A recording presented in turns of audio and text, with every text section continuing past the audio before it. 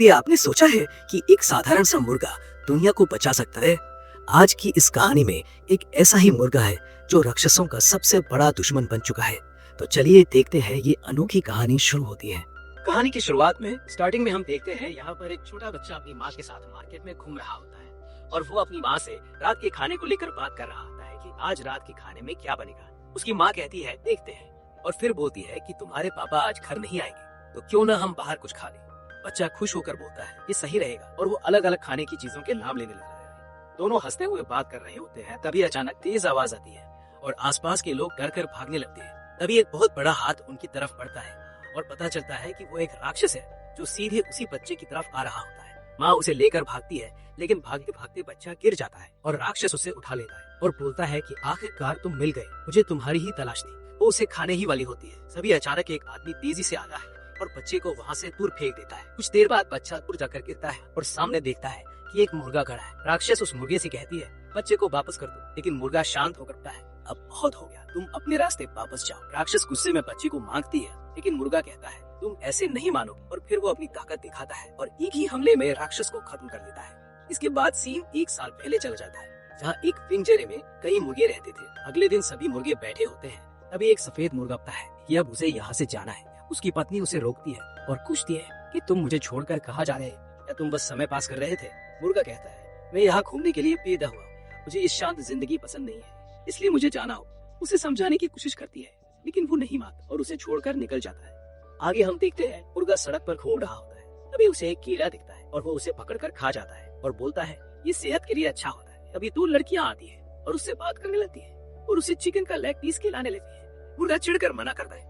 तभी 2 लड़के आते हैं और कहते हैं ये मुर्गा हमारा है और उसे पकड़कर ले जाते हैं। रास्ते में वो बात करते हैं कि इसे क्या करना है। एक बोलता है मैं इसे खा जाऊं, दूसरा बोलता है नहीं, अगर बीमार हुआ तो दिक्कत हो, चलो इसे बिल्ली को खिला देते हैं। ये सुनकर मुर्गा डर जाता है और वहाँ से भागने लगता है और दोनों लड़के उसका पीछा करते हैं। भागते भागते मुर्गा एक बे आदमी के घर में घुस जाता है और इशारे से बताता है कि कुछ लोग उसका पीछा कर रहे हैं। तभी वो दोनों लड़के वहाँ पहुँचते हैं और कहते हैं ये मुर्गा हमारा है, लेकिन बूढ़ा आदमी बोलता है ये तो मेरा है और उसका नाम मिस्टर क्लक है। मुर्गा अंदर ही अंदर सोचता है इसने मेरा नाम भी रख दिया। बूढ़ा आदमी उन्हें बहलाकर भेज देता है और मुर्गे को खाना देता है। वो अपनी पत्नी की कहानी बताता है कि वो अब इस दुनिया में नहीं है और उसे अफसोस है कि वो उसके साथ ज्यादा समय नहीं बिता पाया। तभी अचानक जोर का धमाका होता है और एक राक्षस वहाँ आ जाता है। इसी बीच मुर्गे का पास्ट दिखता है जहाँ उसकी बहन को एक राक्षस खा जाता है और वो कुछ नहीं करता। वापस वर्तमान में राक्षस हमला करने आता है और कुछ बच्चे खतरे में पड़ जाते हैं। बूढ़ा आदमी उन्हें बचाने जाता है, लेकिन तभी मुर्गा बीच में आकर सबको बचाता है और राक्षस से लड़ने लगता है। दोनों के बीच जबरदस्त लड़ाई होती है और मुर्गा उसे काफी नुकसान पहुंचाता है।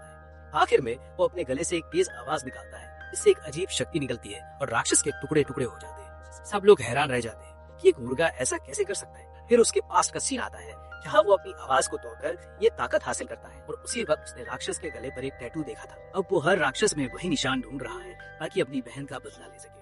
आखिर में बूढ़ा आदमी और बाकी लोग देखते हैं कि मुर्गा वहाँ से जा चुका है। दूसरी तरफ मुर्गा सोचता है कि उसने पूरे का कर्ज चुका दिया क्योंकि उसने उसे खाना दिया था और उसने उसकी जान बचाई और अब उसे अपनी पत्नी के पास जा रहा है। लेकिन जब वो वहाँ पहुंचता है तो देखता है कि उसकी पत्नी अब किसी और काले मुर्गी के साथ कुश्ती खेल रही, एक तरह से डेटा प्रविष्टि कर रही। ये देखकर उसका दिल टूट जाता है और वो बोलता है ये दुनिया उसके लायक नहीं है और फिर वो अकेला ही निकल पड़ता है इस दुनिया को बचाने के लिए। अगले सीन में हम अपने केगी भाई को देखते हैं जो कि यहाँ पे समुद्र के बीच में होता है और ये एक टोकरी के अंदर बैठा रहता है। यहाँ हमें समझ ही नहीं आता कि आखिर चल क्या रहा है, लेकिन थोड़ा समय गुजरता है तो हम देखते हैं कि 3 लोग समुद्र के अंदर से कुछ चीजें निकाल रहे हैं। जो महिलाएं होती हैं वो इस मुर्गे को खाने के लिए कुछ देती हैं और बोलती है कि आज हमारी मदद करने के लिए धन्यवाद, तुमने हमारी टोकरी का ध्यान रखा। जाते जाते वो इसे कुछ खाने को दे देती है और ये बस उन्हें खोता रहता है।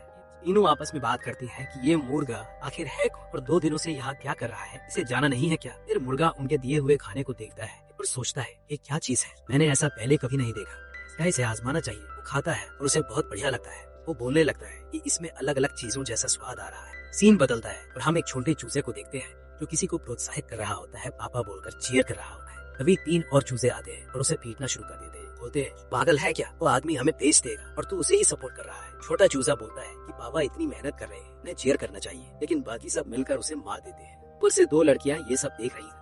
तभी वो आदमी बोलता है कि अगर पसंद है तो इन्हें ले जाओ, लेकिन उसका चेहरा देखकर वो डर के वहाँ से निकल जाती है। तभी 2 पुलिस वाले आते हैं और उस आदमी को पकड़कर ले जाते हैं। पुलिस स्टेशन में वो माफी मांगता है और पुलिस वाले उसे आखिरी चेतावनी देते हैं। फिर वो घर आता है और चूजों को खाना देता है। छोटा चूजा भी खाने के लिए आता है, लेकिन बाकी उसे फिर से भगा देते हैं। दूर खड़ा होकर सोचता है कि उसे भी भूख लगी है। कभी वो आदमी आता है और उसे अलग से खाना देता है, जिससे चूजा खुश हो जाता है और सोचता है कि उसका पापा कितना अच्छा है। फिर दोनों साथ में टीवी देखते हैं, जहाँ एक हीरो होता है और पापा उसकी बहुत तारीफ करता रहता है। चूजा देखता है कि हीरो की पीठ पर एक टैटू है और वही टैटू पापा की पीठ पर भी है। वो खुश होकर पूछता है, क्या वो भी ऐसा टैटू बनवा सकता है? पापा उसकी पीठ पर कर्तव्य लिख देता है और समझाता है कि इसका मतलब होता है अपना काम सही से करना और अपने मूल्यों पर टिके रहना। अगले दिन बाकी चूजे उसका मजाक उड़ाते हैं कि तूने क्या लिखवा लिया, लेकिन वो कहता है इसका मतलब बड़ा है। तभी पापा वापस आता है और पूरी तरह पिटा हुआ होता है। वो माफी मांगता है और कहता है कि वो अपना कर्ज चुकाएगा। ताजमा नाम का आदमी उसे अपने बिजनेस में काम देने का ऑफर देता है।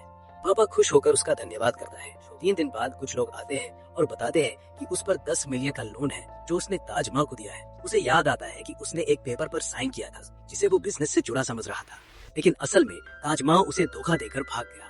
ये सब याद करके उसे अपने बचपन की बातें याद आती है, जब उसकी माँ उसे छोड़कर चली गई थी और वो अकेला रह गया था। लोग उसे ताने मारते थे। ये सब सोचकर वो टूट जाता है और राक्षस में बदल जाता है। लोग भागने लगते हैं, लेकिन छोटा चूजा उसके पास जाता है और उसे रोकने की कोशिश करता है। तभी मुर्गा एंट्री करता है और लोगों को बचाने आता है और राक्षस पर हमला करता है, लेकिन चूजा उसे रोकता है। फिर भी मुर्गा हमला करके राक्षस को खत्म कर देता है और चूजे को बचा लेता है। चूजा गुस्सा हो जाता है और कहता है, तुमने मेरे पापा को मार दिया। तभी पता चलता है कि पापा अभी जिंदा है और राक्षस रूप से बाहर आ चुका है। मुर्गा भी हैरान हो जाता है क्योंकि ऐसा पहले नहीं हुआ। चूजा सोचता है कि क्या वो पापा के साथ ही रहे या अपनी राह चुने। उसे कर्तव्य वाली बात याद आती है और पापा उसे जाने को कहता है। चूजा मुर्गे के पीछे चढ़ पड़ता है, लेकिन मुर्गा उसे छोड़कर चला जाता है। चूजा अकेला पार्क में रहता है। उसे भूख लगती है, लेकिन वो कीड़ा खाने से डरता है।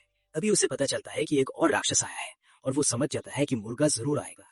वो वहां पहुंचता है और देखता है कि मुर्गा पहले से लड़ रहा है। वो उसे चीयर करता है और मुर्गा राक्षस को खत्म कर देता है, लेकिन खुद घायल हो जाता है। चूजा उसे घसीट कर एक जगह ले जाता है और पानी ढूंढकर पिलाता है। फिर वो केचुआ लाकर उसे खिलाता है। मुर्गा होश में आता है और देखता है कि चूजा उसके पास सो रहा है। वो कहता है, अगर साथ चलना है तो बीच में नहीं रुकना। चूजा उठकर उसे लात मारता है और बोलता है, पहले धन्यवाद तो बोलो, फिर केक ही खाना है। उसे धन्यवाद बोल देता है और यहीं पर ये वीडियो खत्म हो जाती है। तो दोस्तों, आपको ये वीडियो कैसी लगी कमेंट में जरूर बताना। अगर वीडियो पसंद आई हो तो लाइक और सब्सक्राइब कर देना। बेल आइकन दबाना बिल्कुल मत भूलना। फिर मिलते हैं एक नई वीडियो में।